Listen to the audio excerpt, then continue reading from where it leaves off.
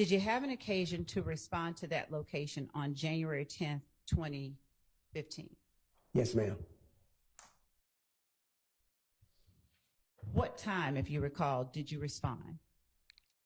I believe I received the call around 9:30 p.m. from Detective Darren Smith of the Atlanta Police Homicide Unit. He advised me that there were 3 subjects shot at that location. Are you called only when there is a confirmed death, or are you called before you know whether or not someone has died? It depends on the status of the paramedics when they transport. If they say the person is low critical, we respond because there's a good chance that they might not survive once they get down to Grady. When you responded on January 10th, 2015, did you have any confirmed deaths? Not until I arrived on the scene. What information or what were you responding to? I was responding to 3 subjects that were shot. One is low critical, one is in critical condition, one is in critical but stable condition. And would you tell the jury what the names of those 3 subjects were? Yes, ma'am. The first subject that was in critical condition was Donovan Thomas. The second subject that was in critical condition was Reginald Hendricks, and the third that was in critical but stable was Cardarius Sanders. Now, did you have an opportunity when you arrived on scene to speak with either of those 3 people? No, ma'am. They was already transported to Grady. All right. When you arrived on scene, had the scene already been cordoned off or roped off? Yes, ma'am. And when you arrived on scene, was there any other homicide detective already there assisting or directing? Yes, ma'am. Detective Smith was on scene. Now, was Detective Smith up in the rotation, or was it yours? No, ma'am.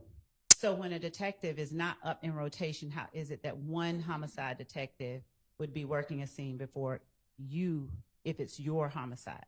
Yes, ma'am. That depending on how many detectives are working that day. There's a lead detective that will go out to the scene, gather the information, start processing, and they'll notify the next up homicide detective that there's a call and there's 3 subjects. Like on this day, 3 subjects that were shot. Okay.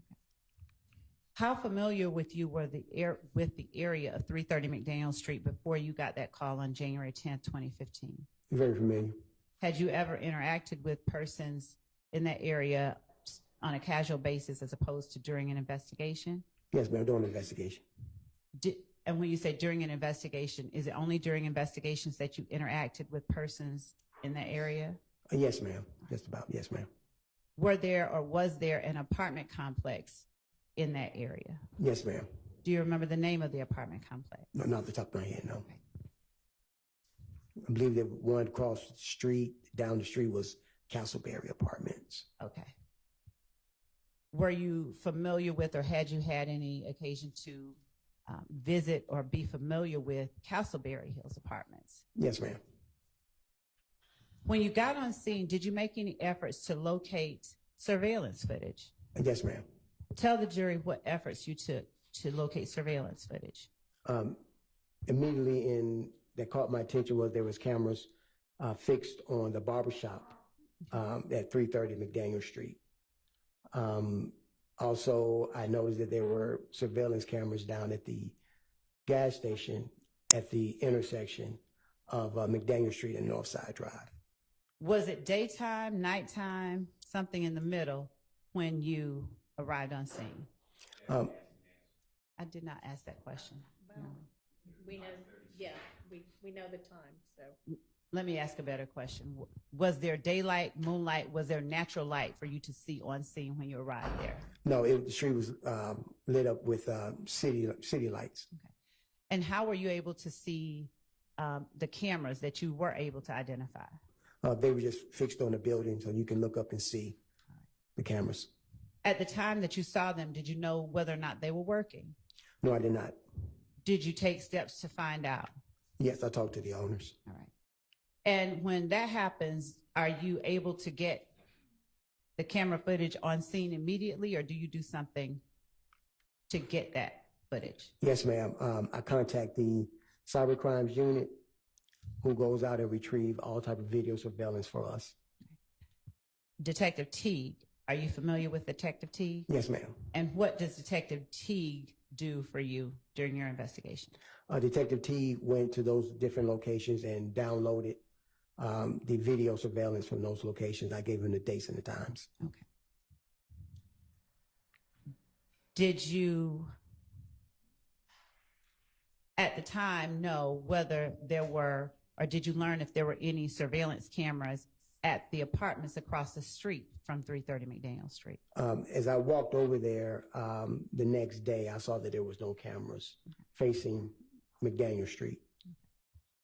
And what other efforts, if any, did you take to get surveillance footage or any kind of captured footage of what happened at 330 McDaniel Street? It was just those two locations that had cameras. Okay. When you said that you went to the Texaco, where were you focusing? Where was it that you understood the shooting to have occurred? The shooting happened right in front of the barbershop. The vehicle was traveling down McDaniel Street to Northside Drive and made a right onto Northside Drive. And that would place it right in the path of the Texaco cameras. Mm-hmm. How did you learn what the vehicle did? Without saying anything that anyone specific told you, how did you learn? People that was on the scene. Okay. And at the time, on scene, the night of January 10, 2015, did you get any specific details about the make and model of the car? Any definitive details? No, ma'am, except that it was probably a silver or a light gray colored vehicle. Okay. When the Atlanta Police Department investigates a homicide, do they have ways of soliciting information from the public that might assist in the investigation? Yes, we have what is called the Crime Stoppers hotline. Information given that leads to a portion of the investigation or successful arrest of the investigation. There's a $2,000 reward for any information given. And where do you display that? Do you put it on TV? Do you put it in newspapers or something else? It is displayed on TV, and also we post flyers around the neighborhood. Did you do this with the McDaniel Street murder that you investigated? Yes, ma'am. What was it that you put on TV? Basically, there was a subject that came inside with an assault rifle. When I identified who that person was, because they were not on scene when I got there. Now, when you say a subject that came inside with an assault rifle, inside where? The barbershop, I'm sorry, the barbershop. And why did you put that particular footage on? Because I want to see what this person was a person of interest that may be related to the shooting itself, that he may have been one of the shooters. Did you later learn whether that person had any relationship to either of the victims? Yes. And what did you learn that person's relationship was to either of the victims? I learned through the parent that was their son and the brother of the decedent. Okay.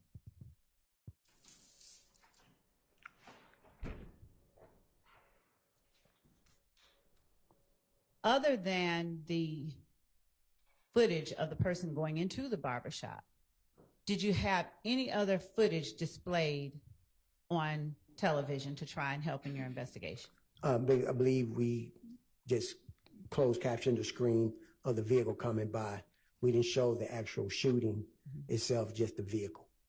And when you say closed caption the screen, did you do a still shot or did you play a portion of a video surveillance? Yes, what we did, we condensed it down so that the shot would just show that's the vehicle coming down the street. And we had a couple of still shots in there of the vehicle, but we never showed the victims getting shot themselves. And did you show footage from the barbershop or the Texaco? The barbershop. Did you ever display any footage from the Texaco on TV? No, ma'am. All right. How do you decide which footage you're going to put out there and which footage you're going to hold back? based on the relevance, because the Texaco did not show the actual shooting itself. The barbershop did. To your knowledge, did you all get Crime Stoppers calls or people calling in after you put up the video from in front of the barbershop? Yes, ma'am.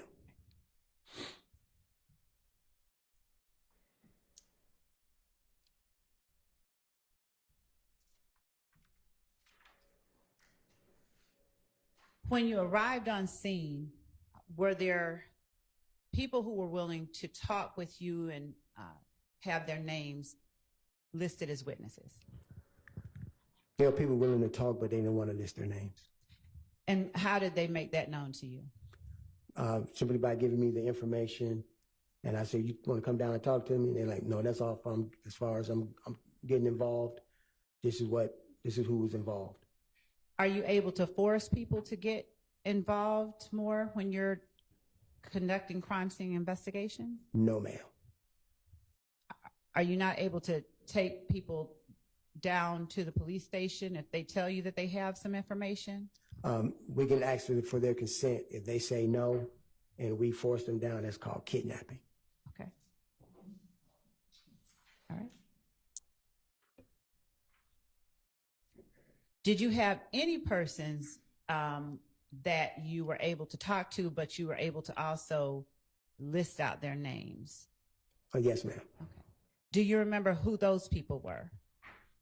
One person in particular was a person by the name of Spencer Wright.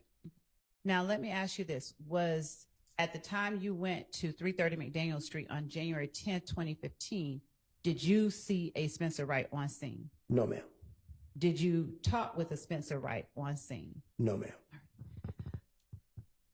How long after January 10th, 2015, did you talk with Spencer Wright without saying anything Spencer Wright said? Probably around the month of October 2015, maybe. And was there anyone with you when you learned of Spencer Wright? Yes. All right. Who? Detective Gaither of the Gaines Unit. When you first began your investigation into Donovan Thomas Jr.'s murder, was it a joint investigation with the gang unit, or did you do something to have them become involved? It was a joint investigation. They were providing me with information and intel stemming from their investigations on gang-related activities. And what they deemed may be relevant for my investigation, they passed it on to me. Did you delegate any duties to members of the gang unit to aid you in your investigation? Some just... Or better yet, did they offer up assistance? Yes, ma'am. Okay. Who within the gang unit offered up assistance in your investigation into the Donovan Thomas murder? Detective Gaither and Detective Dennis. Did you gain information that allowed you to interview people in relation to the homicide without saying any information that you gained, just yes or no? Did you get information? Yes, ma'am. And did you conduct interviews? Yes, ma'am.